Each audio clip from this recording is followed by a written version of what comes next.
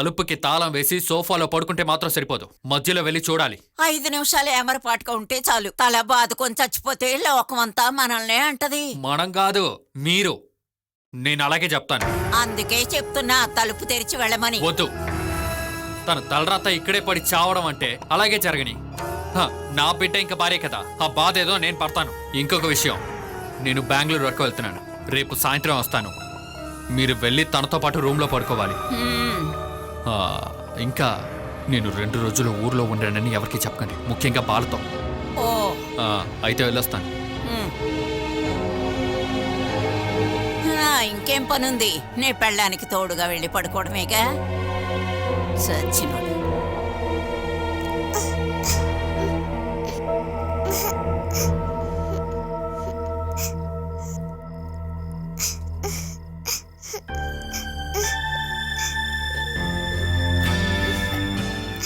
నువ్విక్కడే కూర్చున్నావా?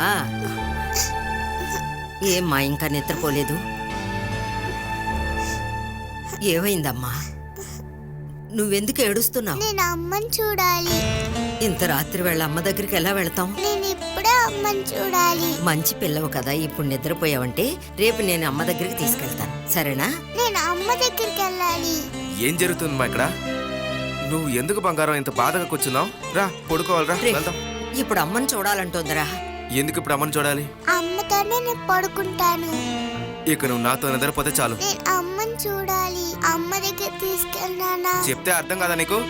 ఆ అమ్మకి నువ్వు కావాలనుకుంటే తనే ఇక్కడికి వస్తుంది, అప్పుడు చూస్తే చాలు. నేను చూడాలి. అమ్మని చూడకుండా నిద్రపోను. నిద్రపోవా? నేను ఎలా నిద్రపోబెట్టాలో నాకు తెలుసు. ఇక నువ్వు అమ్మని చూడవు, నీకు అమ్మ కూడా లేదు. నువ్వు తన మీద ఉన్న కోపాన్ని పాప మీద ఎందుకు చూపిస్తున్నావు? చూసారా, 4-5 రోజుల్లోనే పాపని నాకు ఆపోజిట్ గా మార్చేసింది. నువ్వు ఈ పాప మీద కోపడి ఎలాంటి ప్రయోజనం లేదు. ఇలా చూడు, అమ్మ మాట మాత్రం వినేటట్టయితే అక్కర్లేదు. ఇదిగో శ్రీ, నువ్వు అక్కడికి వెళ్ళు. ఇక నేను చెప్పింది మాత్రం వింటే చాలు. ఇక మీదట నువ్వు అమ్మని చూడాలని చెప్పావో. పాపను భయపెట్టకుండా నువ్వు వెళ్ళరా. నేను తనకి నచ్చ చెప్తాను. నిన్ను వెళ్ళమని చెప్తున్నాను కదా. నువ్వు ముందు జై దగ్గరకు వెళ్ళి మర్యాద గురించి చెప్పు, తర్వాత పాపకు మర్యాద గురించి చెప్పొచ్చు. వెళ్ళు, ఇక్కడి నుంచి వెళ్ళరా. నువ్వు భయపడకమ్మా. నాన్న ఊరికే వేళాకోళంగా గొడవ పెడుతున్నారు, భయపడకు. రా, లోపలికి వెళ్ళి పడుకుందాం.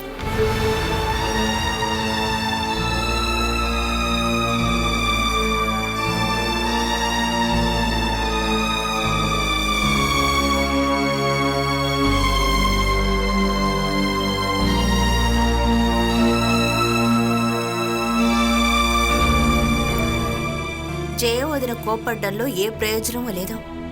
మనోజని తీసుకువెళ్ళడానికి వచ్చినప్పుడు ఆవిడ కూడా వెళ్ళుంటే సమస్య తీరిపోయేది. ఎప్పుడు సెలవులకు వచ్చినా ఇంట్లో ఏదో ఒక సమస్య ఉంటుంది. సరే కదా, 10 రోజులు లీవులున్నాయి, ప్రశాంతంగా ఉందాం అనుకుంటే అది జరిగేలా లేదు. అందరూ కలిసి ఉండడం వల్లేగా ఈ సమస్య. ఊర్లో నా షేర్లు అమ్మేస్తే ఓ 30 లక్షల దాకా దొరుకుతుంది. సిటీలో ఎక్కడైనా మనం ఒక మంచి చోటు కొని ఒక లోన్ తీసుకుంటే ఒక మంచి ఇల్లు కట్టేయచ్చు. మనం సెటిల్ అయిన తర్వాత ఆ విషయం గురించి ఆలోచిద్దామని చెప్పాను కదే.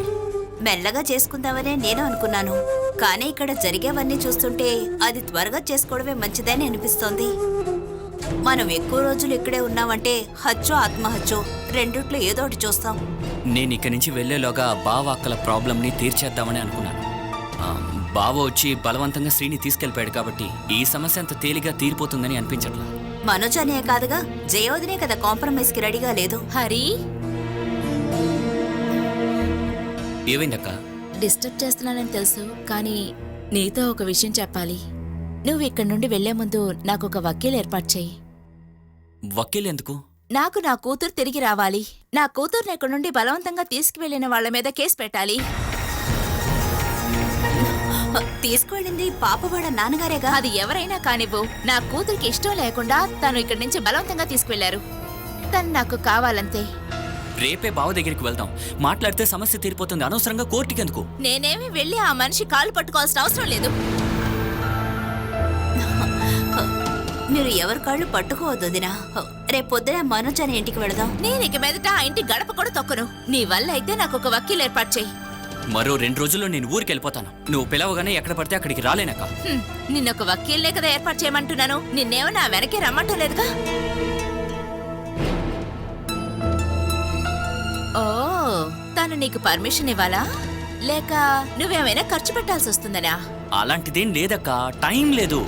నాకు ఒక వకీల్ ఏర్పాటు చేసిస్తే చాలు. నా నగలు అమ్మో తాకట్టు పెట్టో ఆయన ఫీజు ఇచ్చేస్తాను. ఎలాగైనా సరే నా కూతురు నాకు దక్కాలి.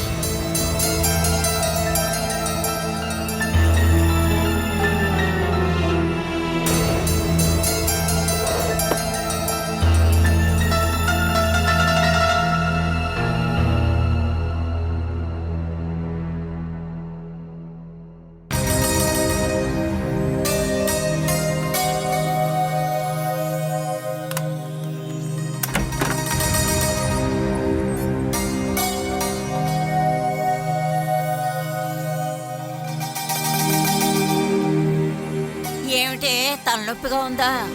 ఇంకా కాళ్ళ నొప్పులు, చేయి నొప్పులు, అన్ని నొప్పులు వస్తాయే. నీ మొగుడిని బయట పంపకుండా తల వత్తమని చెప్పొచ్చుగా.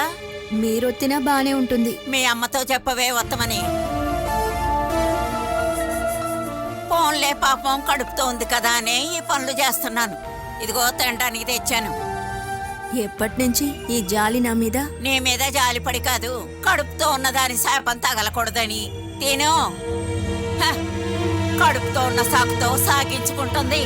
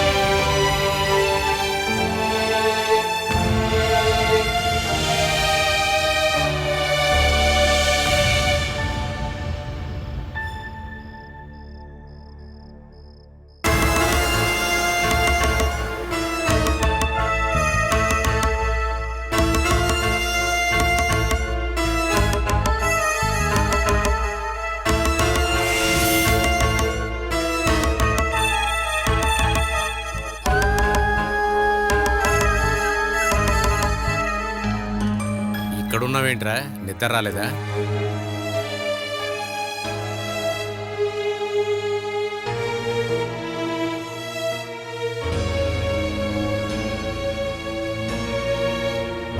సూరజ్, నువ్వు ప్రశాంతంగా నిద్రపోయి ఎన్నాళ్ళైందిరా?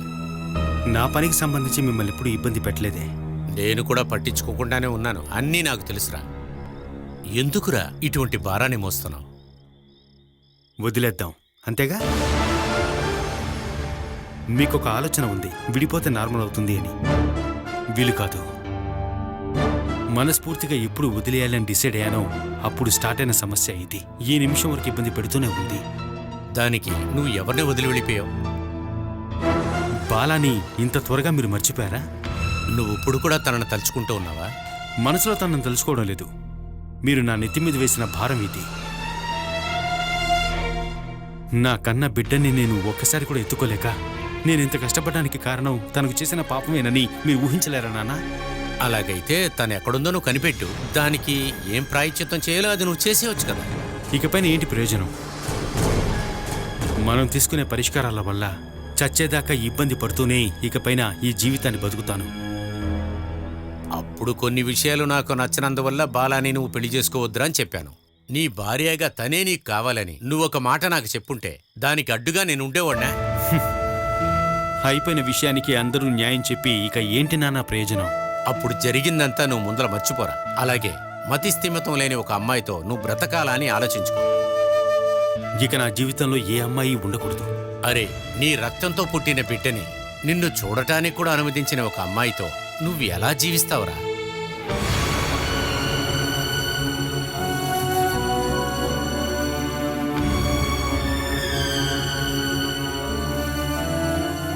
నువ్వు తనకి భర్త, ఆ బిడ్డకి తండ్రి. అటువంటప్పుడు కూడా నువ్వు ఆ అమ్మాయితో బ్రతకలేకపోతే మరి ఎందుకురా అటువంటి సంబంధం? నువ్వు ఒక ధైర్యం గల భర్తవైతే నీ బిడ్డని నువ్వు చూసుకుంటానికి అధికారాన్ని తెచ్చుకోరా. అది నీ వల్ల కాకపోతే వదిలేరా.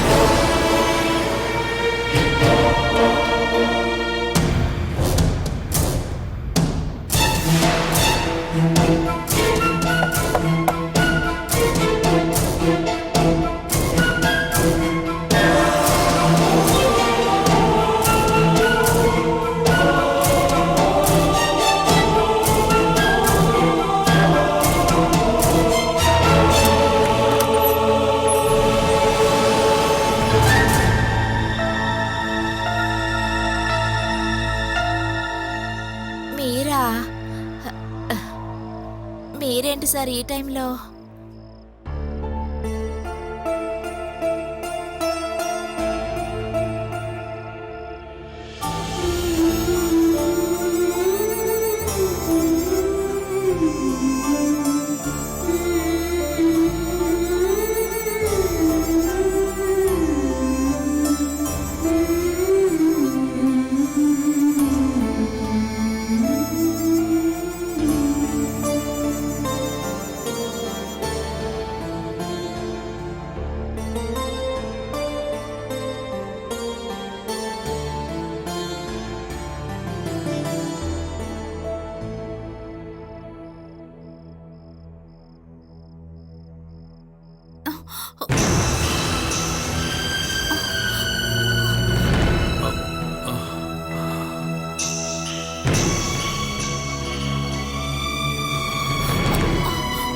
లాలి, ఇతన్ని బయటికి పోమను.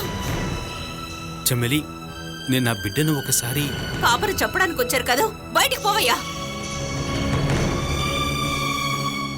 ఈ రూమ్ లోకి వచ్చి నా పాపని ముట్టుకున్నారంటే ఇంకెప్పుడు నన్ను పాపనే మీరు చూడలేరు.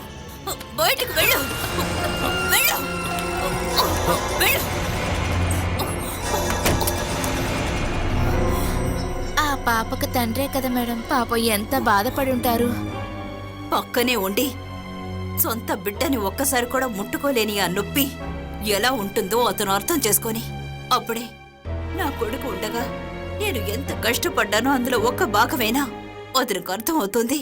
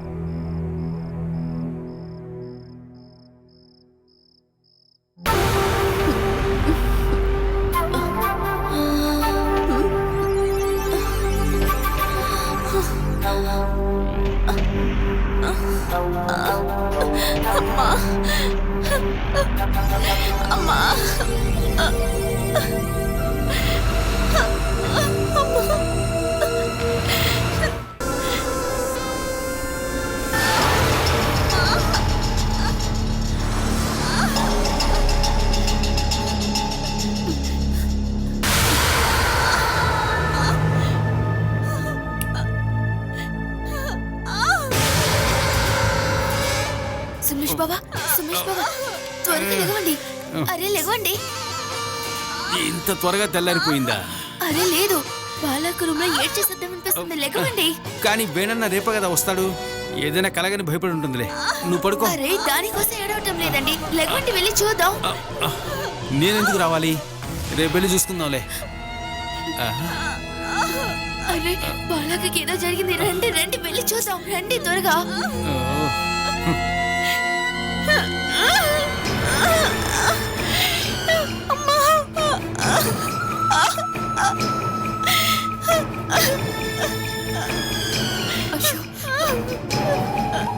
బాలా రూమ్ లో నుండి కదా శబ్దం వస్తుంది. అదే ఏంటో చూడటానికి వచ్చాను. బాలక, బాలా, బాలక,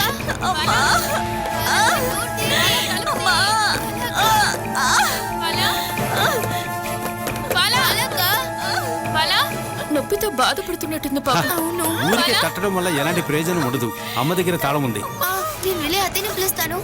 ఏయ్, నువ్వెక్కడికి వెళ్తున్నావు ఆశ? అమ్మ నిద్రపో. నీవు డోర్ తీసాక బాలక ఏమైందో చూసి వెళ్ళి పడుకోనివ్వండి. ఉండు. ఏమిటి ఇక్కడ ఈ శబ్దాలు? అత్తయ్య, బాల ఏదో లోపల నొప్పులతో బాధపడుతున్నట్టుంది. త్వరగా తలుపు తీస్తే తన ప్రాణాలు కాపాడొచ్చు. త్వరగా రండి అత్తయ్య. అదంతా ఒట్టి నాటకం లేవే. అర్ధరాత్రి పూట అనవసరంగా నిద్ర లేపింది. మీరు దయచేసి డోర్ తీయండి, ఏమైందో చూద్దాం. అవన్నీ తెల్లారాక చూసుకుందాం. అత్తయ్య, ఇప్పుడు తలుపు తీస్తారా లేదా మీరు? తెరవకపోతే ఏం చేస్తావు? తలుపు బద్దలు కొట్టి మరీ లోపలికి వెళ్తాను. అంత ధైర్యం ఉంటే పగలగొట్టవే, చూద్దాం. ఈ ఇంట్లో ఎవరికి నిద్ర లేదా? నిద్ర పోనిస్తేగా. ఆ రూమ్ నుంచి బాలేడుస్తుందని పిలిస్తే వచ్చానురా. అనేనా, అందుకే నువ్వు ఇక్కడికి వచ్చావా? ఎన్నిసార్లు పిలిచాను మిమ్మల్ని? వరిగొట్లో పడుకోనంటే ఎలా లేస్తారు? ఇప్పుడు నేను బెరగొట్టినా? ఇది నిన్ను కుక్కని కూడా అంటది. ఇది నాతో అంటది. తలుపులు తెరవకపోతే బద్దలు కొడతానంటుంది. ఇప్పుడు నువ్వు వేణులా చేయాలనుకుంటున్నావా?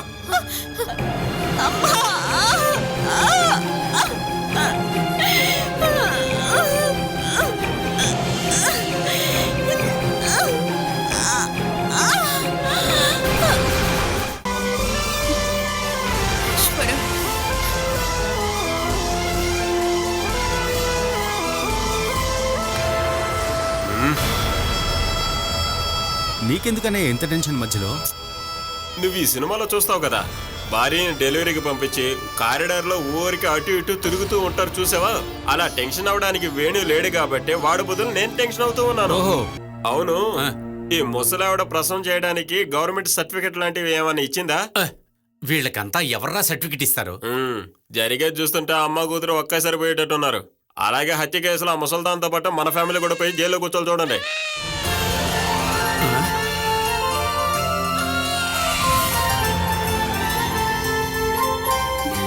బిడ్డ ఏడుస్తుంది కదా? అవును.